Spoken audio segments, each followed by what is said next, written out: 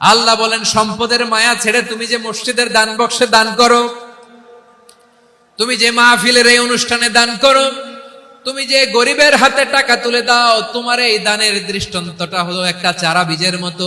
যেই চারা বীজ মাটিতে রোপণ করে দিলে 60টা শীষ গজায়, প্রতি শীষে হয় শত শস্য দানা। আল্লাহ যারে চায় তেমনি বাড়িয়ে দেয়, তিনি যাকে মন চায় তাকে প্রাচুর্যতা দেয়। সুবহানাল্লাহ, ওয়াসিউন আলিম। আপনি যে দান করেন এটার দৃষ্টান্ত চারা বীজের মতো, রোপণ করে দিলে এক বীজ থেকে 60টা শীষ গজায়।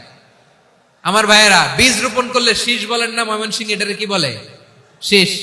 7টা শীষ, প্রতি শীষে থাকে শত শস্য দানা, 100 করে শস্য দানা, 700টা। তাহলে দিলে বাড়ায় দেয় কে? আল্লাহ বলে, এই বনি আদম আনফিক উনফিক আলাই, তুমি দাও আমি তোমারে দেব।